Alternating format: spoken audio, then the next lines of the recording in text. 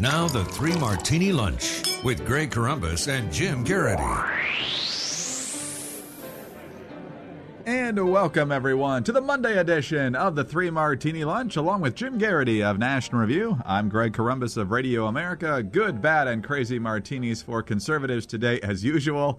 And Jim, we talked last week about how the hits just keep on coming for Hillary Clinton and her really rough rollout of her campaign last week and all her inaccuracies, deliberate and unnecessary errors throughout the campaign. But now she's about to get hit with another shot. This one, a book by Peter Schweitzer, a guy who I believe is fairly conservative, but he made his biggest splash in the publishing world with a book a couple of years ago hitting both Republicans and Democrats, taking advantage essentially of insider trading in order to protect their money prior to the 2008 financial collapse. And he shamed a couple of them into retirement, including a very powerful Republican from Alabama. But his new book is called Clinton Cash, The Untold Story of How and Why Foreign Governments and Businesses Helped Make Bill and Hillary Rich. It's a 186-page book. In the New York Times, Mr. Schweitzer is quoted as saying, "We will see a pattern of financial transactions involving the Clintons that occurred contemporaneous with favorable U.S. policy decisions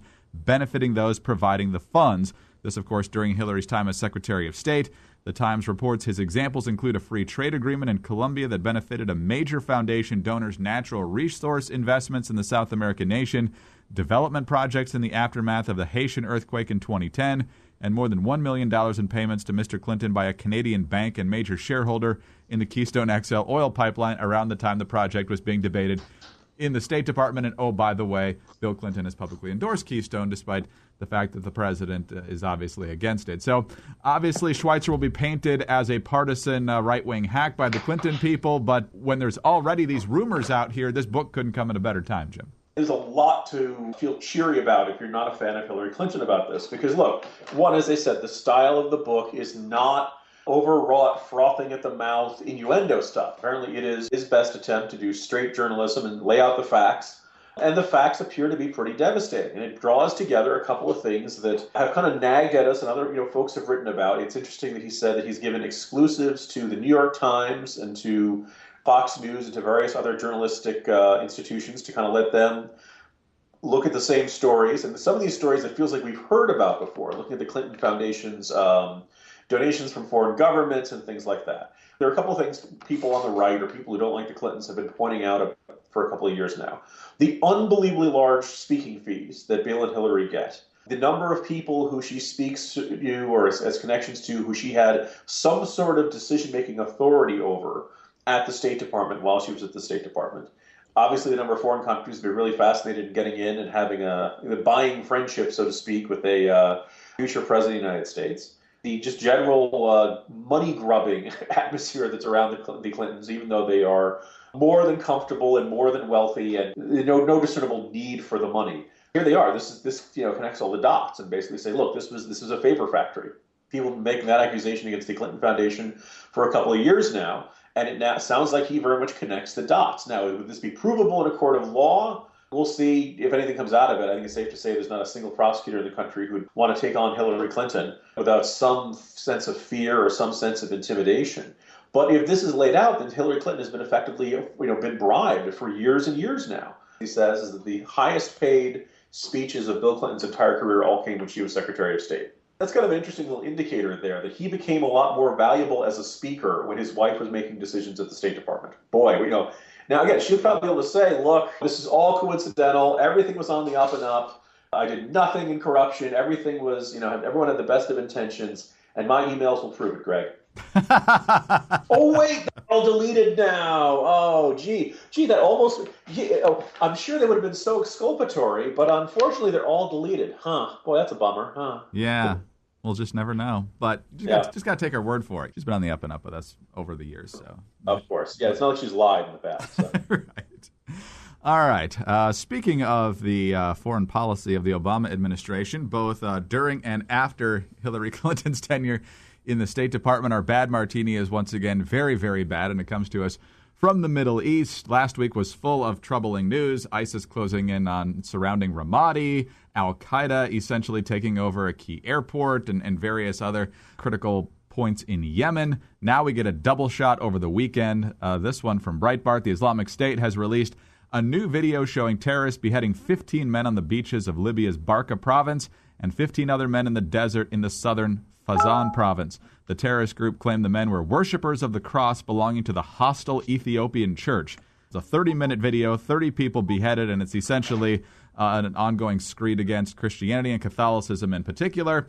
At the same time, we got this horrific story over the weekend of about 900 people dead on a migrant ship that was obviously way overloaded, trying to desperately flee Libya, trying to get to Italy. It capsized in the middle of the night of about 950 people on board. Over 900 are dead, and obviously they're trying to flee the carnage that is in Libya. We have a hand in what's going on there right now and the lack of stability, Jim. So overall, things obviously not getting better. Two lessons here. The first is another mass beheading by ISIS, and it's not that big a story. I haven't seen, wall-to-wall coverage of it, and obviously none of these are Americans, but nonetheless, ISIS continues to commit horrific, barbaric crimes and acts of terrorism, and life in America just operates as normal. It's not a big deal to our administration, so why would it be a big deal to the American people? And then the second aspect is we have this mentality of, well, it's far away, it's not going to bother us, it's not going to be our problem. We periodically seem to have those hard lessons that no, the world's problems very rarely stop at our borders. If you're Europe right now, you have to be looking at this and saying, hey, having chaos and instability and Islamist groups running around being maniacal and killing people in places like Libya and Tunisia and North Africa and places like that, look, you're just going to see more and more people trying to make that journey across the Mediterranean, and they're seeing one sea disaster after another. And so, the U.S. and Europe and NATO, they can't solve all the world's problems, but just how bad does a problem have to get before somebody tries to do something about it? We will see. I think, that this is an administration that likes to ignore foreign policy problems and hope that they'll go away. And I don't see any reason to think it's going to be any different in its approach until January 2017. I think there actually was a statement yesterday, a written statement from the administration, but it's obvious based on the brutality and the carnage that we've seen in past few weeks that there's less and less of a public response here. And I don't know that means they just don't care as much as we'd like them to care, or whether it's becoming so commonplace that they feel they don't need to express as much as before. Either way, it's a disturbing trend, to say the least. But on to the crazy Martini now, and perhaps one of the reasons why 30 people being beheaded and 900 people drowning in the Mediterranean aren't getting as much attention as they should is because, Jim, we are just 18 and a half months away from a presidential election. And that's the preeminent story, says the guy who covers 2016. So. Exactly. So there was essentially a New Hampshire Republican Party cattle call up there this weekend. By some reports, 20 active or potential Republican candidates were up there trying to test the waters. Up in the Granite State, you obviously had the ones who are officially in the race, the 3 senators, and plenty of others who are likely to get in fairly soon. There's 2, though, that are really serious about getting in here, Jim, that we've laughed about in the Crazy Martini in the past, but apparently they're not laughing with us. One is former New York Governor George Pataki, who is obviously going to be from the more moderate side of the party, and it's hard to see where he's got any oxygen there, especially given that his ratings when he left the office weren't that spectacular. Then there's Lindsey Graham, who's not exactly the favorite of conservatives on a variety of issues, especially immigration, but some others as well. And he is now saying he's 91% sure that he is going to run. George Pataki says bet on him to run if he had to make the decision today. Jim, why are these people bothering? That's a really good question. I'm going through it, and Lindsey Graham, there are a bunch of reasons that he's not going to go anywhere, right? I mean, there are conservatives who don't like him.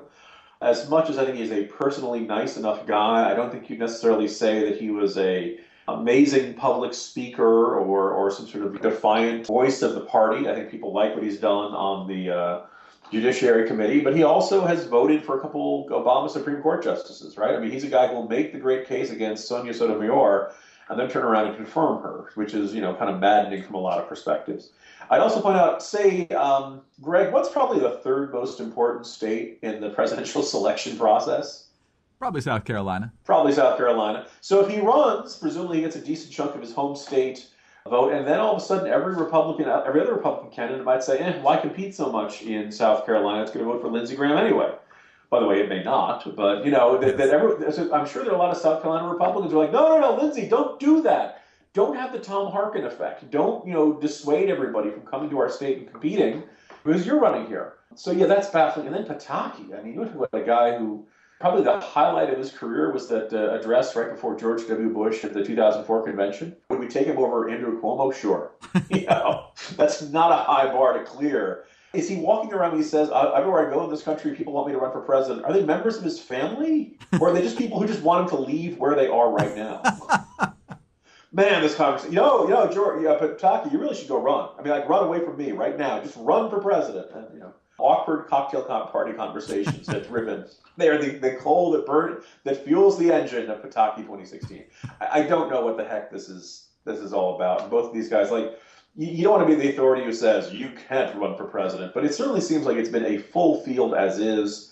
And just kind of this nagging sense of wondering what they really feel that they have to add to the debate different from everybody else, other than satisfying their own egos. Is Lindsey Graham just getting into troll Rand Paul? And maybe that's entirely possible. And maybe some of the I figured Bolton would have that role. I'm here just to renounce what I see as the isolationism. The other theory I remember, wondering about with Bolton, and the guy's always been very nice to me. I don't mean this to be seen as a criticism, but it's not inconceivable that you could have a George W. Bush type ending up being, getting the Republican nominee. Somebody who's been a governor, who is not enormously experienced in the realm of foreign policy. Scott Walker could fit the bill. Maybe you might say somebody like John Kasich. Insert any governor who hasn't done a lot in the foreign policy realm who would want a Veep who has a lot of experience in the realm of foreign policy. And certainly that is what you think of when you think of John Bolton. Whatever his career path goes, I think the Secretary of State in the next administration seems like the most natural fit and the most natural spot for him. But that's up to John Bolton, and he's got to make his own decisions that way. So we'll see how it shakes out. But some of these guys, Rob Portman, for example, the senator from Ohio, seems like a perfectly decent guy who nobody was clamoring to run for president, and he made the choice not to run. And good for you, Senator Portman, and I hope you win re-election by a wide margin. Remember in 2012 where the polls were jockeying all over the place and whoever was at 1% was way on the edge, and then every time they had their little surge, like Herman Cain, they'd suddenly be in the middle in the next debate, and then as things got worse for them, they'd be out on the fringes again. Can you just imagine how far out George Pataki and Lindsey Graham will be if we get 10 or 12 people in this race? Well, the other observation is that you have these guys, and more than one candidate or their staff has said some version of this to me, which is that, look, a lot of people say we have no chance. We're at 1%, 2%, 5%. So we're way behind. But by golly, in 2012, everybody got 1 month to be front runner. Michelle Bachmann was front runner for about a month. Herman Cain was front runner for about a month. So by golly, our guy's going to get that opportunity, and when he does, he's going to make the most of it. And there are certain folks who are polling not so well right now who you could see seizing that moment. And then there's some where you're like, you got to be kidding me. You're at 1% for a reason. And I think they're all, utterly convinced that they're going to get their moment on the national stage, and all of a sudden everything's going to change. Well, we'll keep watching. We'll keep counting them up. Have a great day. We'll talk to you tomorrow. See you tomorrow, Greg. Jim Geraghty of National Review. I'm Greg Corombos of Radio America. Thanks for being with us today. And be sure to join us again on Tuesday for the next 3 Martini Lunch.